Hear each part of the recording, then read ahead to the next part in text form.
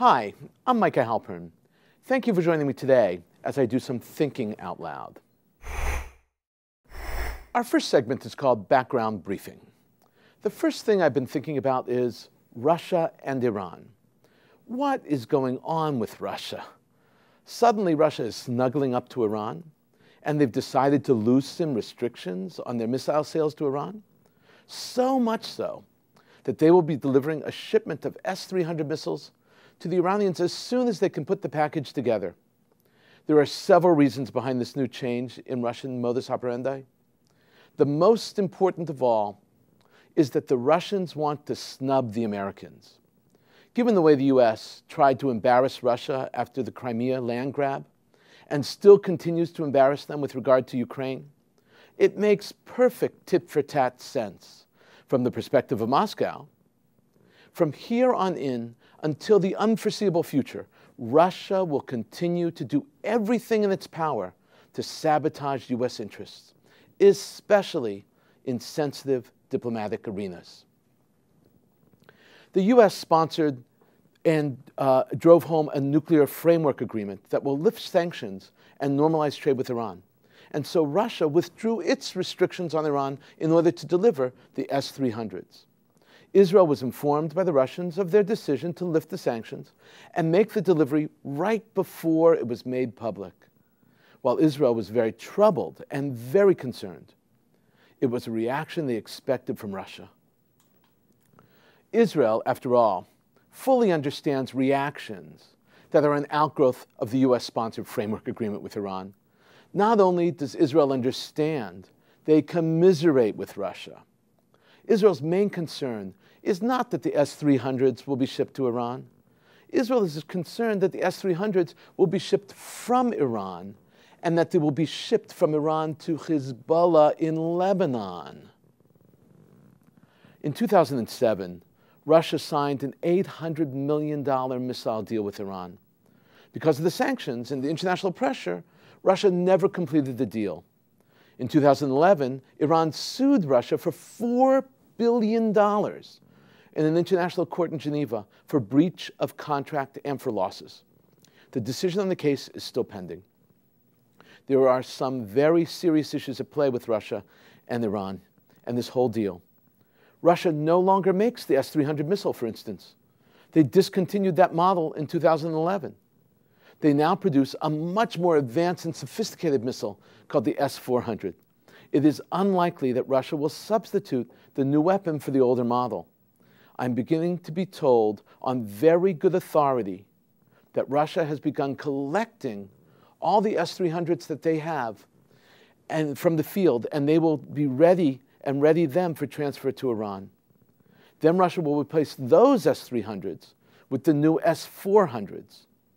They're telling us that as soon as the leadership provides the okay, the missiles will be shipped, that all the legal roadblocks to transfer the weapons have been removed and they're ready to go, that this deal was outside the rubrics of the sanctions from the very start.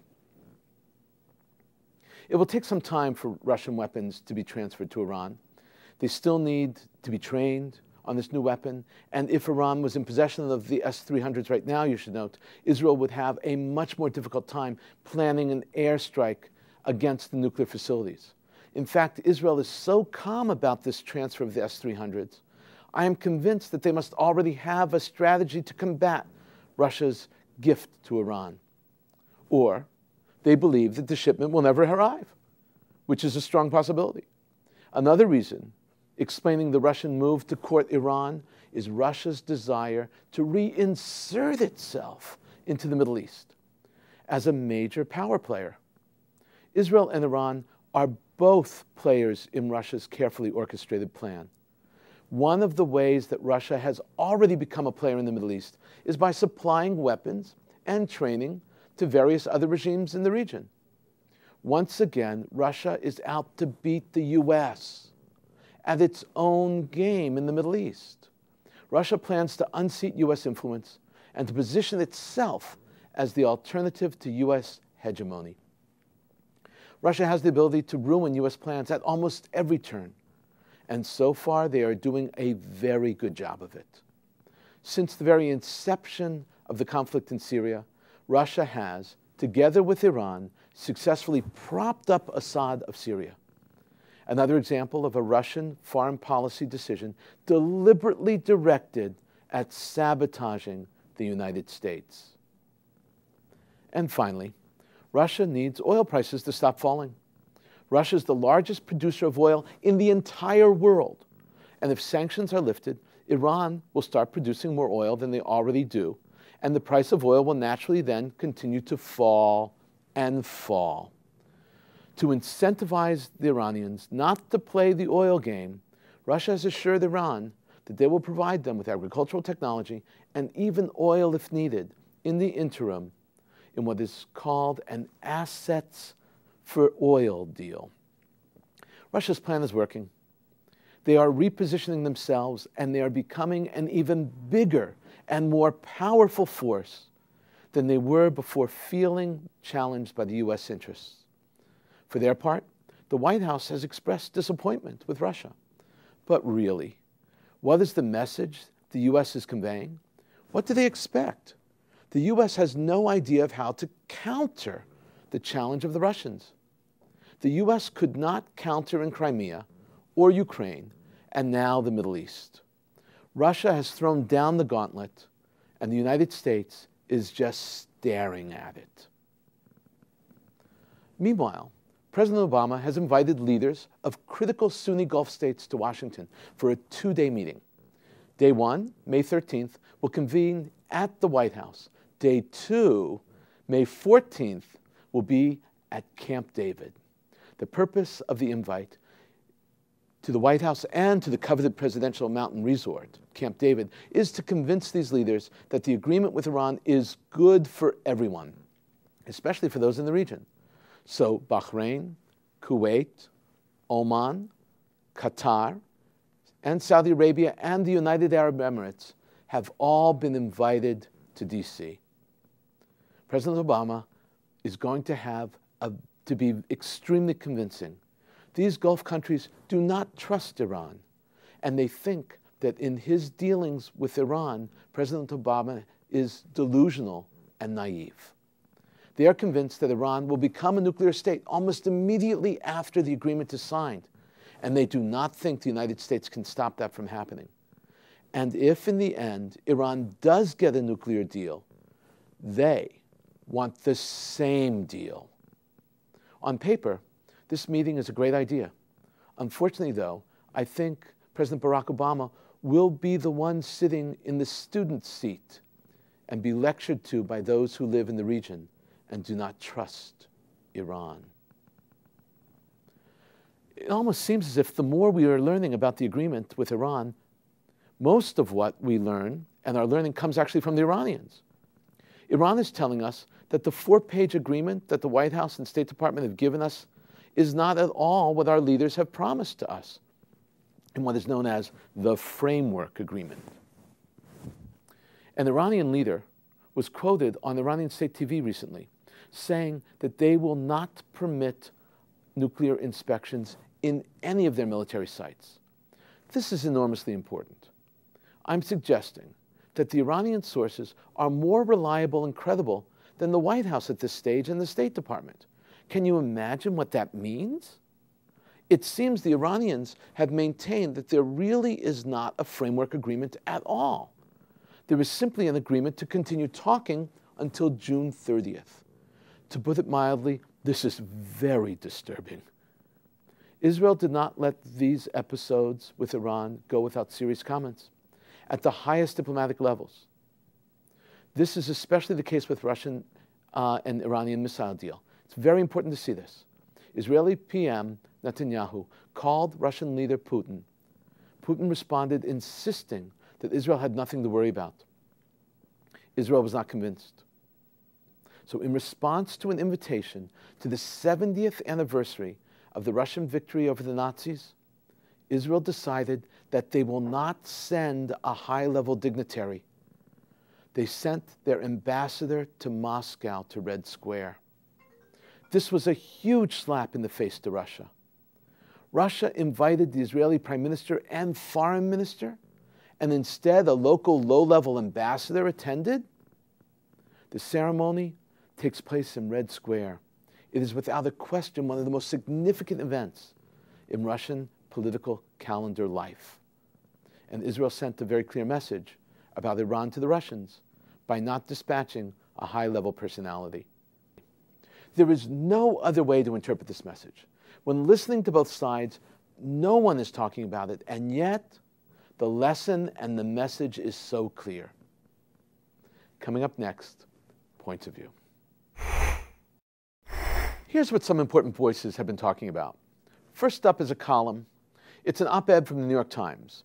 It's penned by the Foreign Minister of Iran, or as Iran is officially called, the Islamic Republic of Iran. And his name is Mohammad Javad Zarif. The column is entitled, A Message from Iran. It was published on Monday, April 20th, 2015. The idea in publishing a point of view of the Foreign Minister of Iran in the leading US/English language newspaper in the world is brilliant. The entire principle of op-eds and editorials, of the opinion pages in general, is to educate and stimulate discussion and debate about essential issues.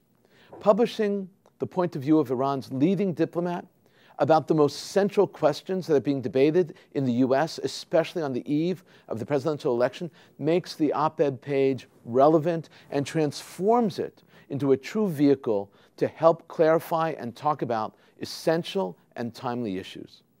What a perfect time and opportunity. What we would call a teaching moment.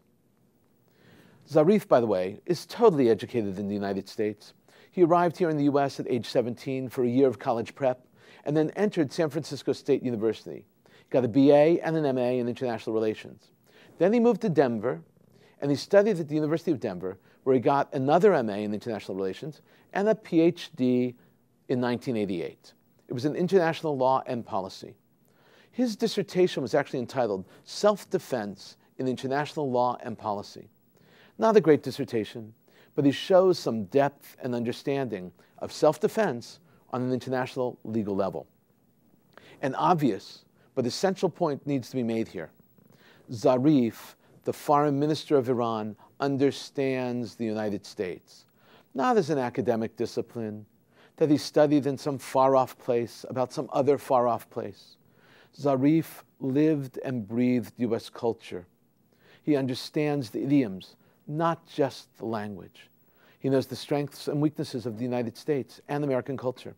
No US politician or diplomat, and certainly no State Department or CIA analyst, can come close to an understanding of Iran as Zarif is in his understanding of the US. The essay is well written and well formulated. It has an agenda and it achieved its goal. He argued for Iranian nuclear technology and Iranian regional hegemony. Iran is arguing that in order for the talks to succeed, the parties need to be treated with mutual respect. That means that the P5+1 and Iran need to approach the talks with a proper positive attitude in order to solve issues. Iran must be treated with dignity in the talks, not bullied. That's his point. From Iran's point of view, the nuclear question is not a real question. As Zarif wrote in the column, quote, our rationale is the nuclear issue has been a symptom, not a cause of mistrust and conflict, unquote. He describes Iran's foreign policy as holistic and says that any one issue affects the whole, that you cannot simply look at one conflict or piece of the puzzle and try to solve it on its own. They are all intertwined. The biggest danger he sees is the spread of terror from Al-Qaeda and her siblings, like ISIS, what he calls the Islamic State, which he says is, quote, neither Islamic nor a state, unquote. Zarif argues for the dialogue and free flow of ideas, respecting borders, freedom of navigation, non-aggression, protecting the smaller countries. He argues for safeguarding interests, protecting borders, having a UN body to supervise the regional questions, and peacefully resolve problems through dialogue. Zarif called for an immediate ceasefire in Yemen and to establish a national unity government. The column could have been written by any Western thinker dealing with the issues of the region, by me even. The biggest problem is that the situation and the Iran portrayed in Zarif's column does not describe and does not reflect a reality of the region and of Iran's role in the region. In other words, the column is beautifully written, but totally wrong. And because of that huge chasm between the ideals depicted by Iran and the reality, it is important to view this entire piece as a propaganda tool. Its objective was to soften the resistance to the framework agreement and to Iran's point of view. Zarif explains what he understands the purpose of the goals of the agreement by writing, quote, "We agree on the parameters to remove any doubt about the exclusively peaceful nature of Iran's nuclear program and to lift international sanctions against Iran," unquote. The agreement will, in Iran's eyes, achieve these two goals. It will leave their nuclear program intact, and it will lift all sanctions. This is hardly the framework agreement that we were told about by the White House. Second up is an editorial from the New York Times. Remember, an editorial is the point of view of the editorial board. This editorial is entitled "Anti-Semitism in the Soccer Stands." The piece was published on Sunday, April 19th, 2015. The editorial says enough of the soccer anti-Semitism, and it shows that Europe is once again exposing its very ugly anti-Semitic side. Quote, "An ugly vein of soccer fan excess. The chanting of anti-Semitic slurs recently disgraced a Dutch soccer game, prompting officials of the home to Utrecht to apologize for shouting outcries from the stands like, 'Hamas, Hamas, Jews to the gas.'" In other words, gas and Hamas rhyme, not gas, but gas. "Hamas, Hamas, Jews to the gas. The Jews burn the best." That's what they shouted. Can you imagine that? This problem is getting worse, the editorial says. It's not simply shouting Yids or kill the Jews. The editorial is not convinced by the apologists who say these are soccer fans or they are just shouting. The piece is saying that there is a real acceptance of these slurs and that the Europeans are slipping back into a frightening and hateful tradition. I agree. There is nothing sports-like in what they refer to as football hooliganism, and especially the vehemently anti-Semitic aspects of hooliganism. They are not jokes. The expressions are true and honest words from people who are given license to say these things. And what's worse is that young people see them and hear them and see them as acceptable.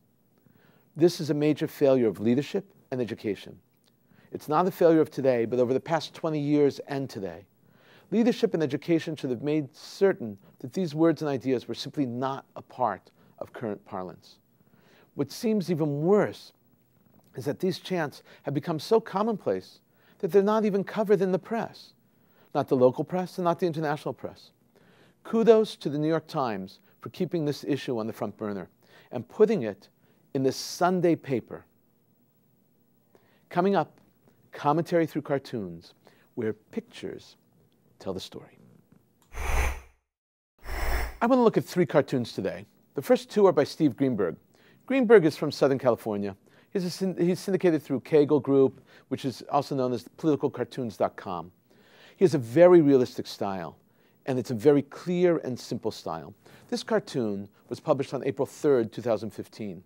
This cartoon draws a parallel between friends and enemies.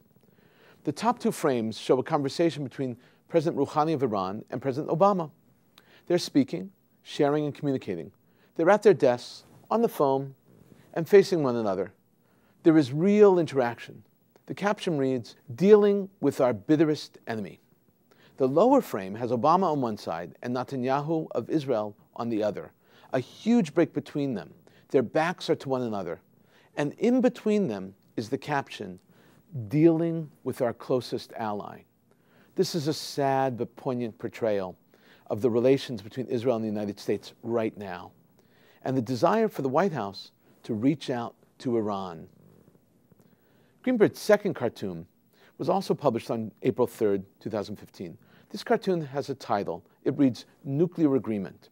2 hands are shaking as if an agreement was made. The sleeves of the coats have the words, the West on one sleeve and Iran on the other. The West has his fingers crossed and is shaking hands. Iran has their fingers crossed too, only their fingers look like missiles and have nuclear symbols on both of them. Greenberg is brilliant in this cartoon. He shows that both parties are moving ahead with the agreement, but both parties are not being truthful. And that is obvious to all who see the cartoon. This last cartoon is by Chip Bach. We have seen Chip Bach before, but I've not used him in a long time. Bach draws for the Akron Beacon. He's been there since 1987. He's syndicated through Creators Syndicate, and his cartoons appear in well over 100 newspapers.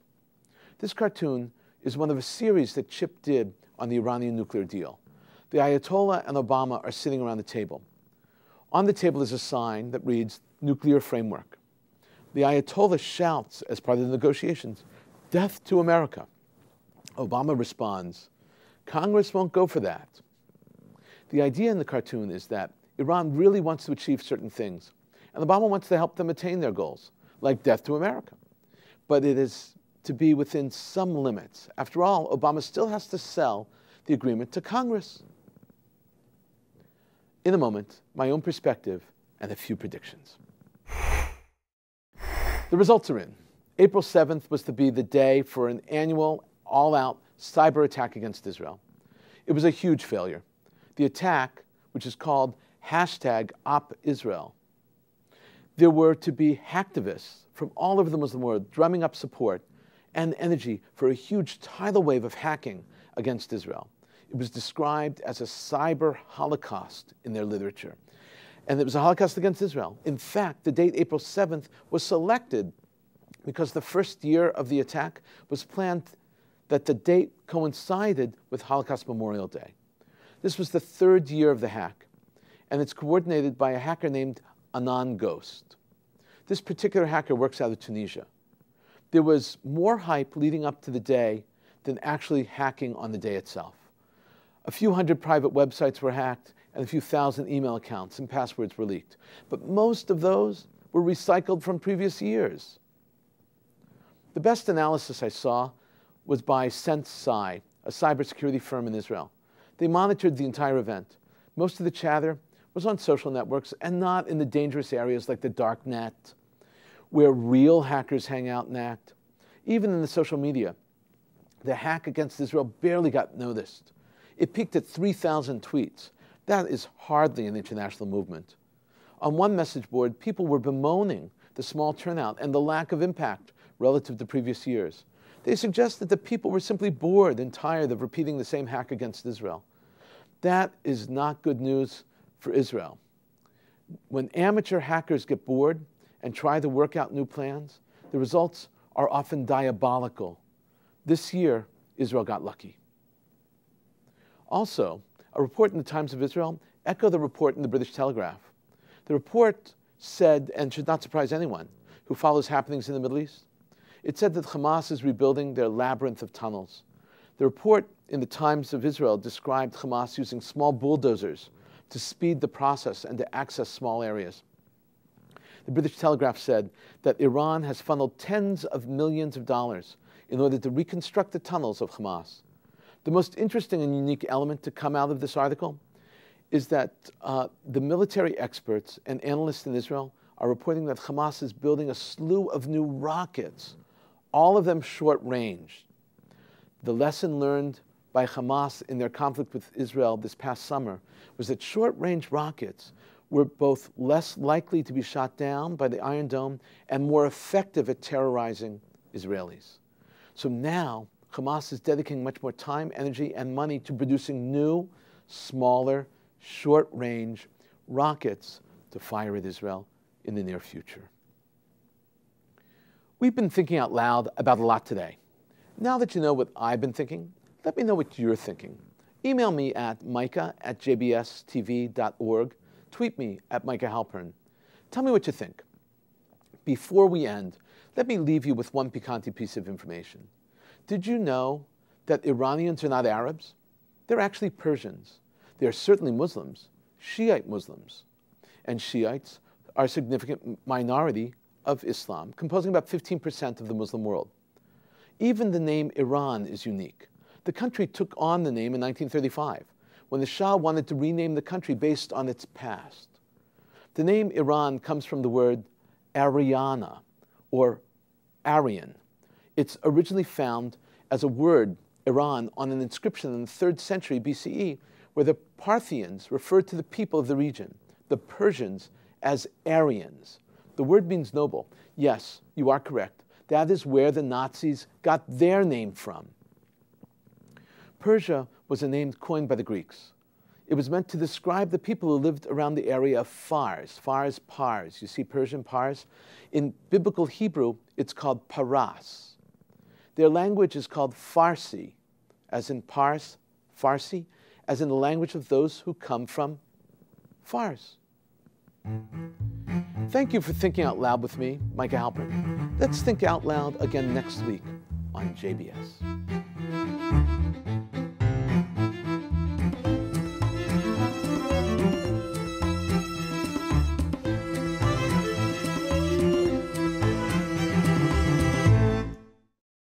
We would be pleased to send a complimentary DVD of this program to anyone who wishes to support JBS, the Jewish Broadcasting Service, with a tax-deductible gift of $36, double chai or more, to the nonprofit organization Jewish Education in Media. Simply visit the JBS homepage and click on the Donate button to make a donation by PayPal or your credit card. And please indicate the program for which you would like a DVD. Or you can send your tax-deductible check made out to Jem, Post Office Box 180, Riverdale Station, Bronx, New York 10471. And again, please remember to indicate which program you would like to receive with our compliments. And we thank you for your kind support.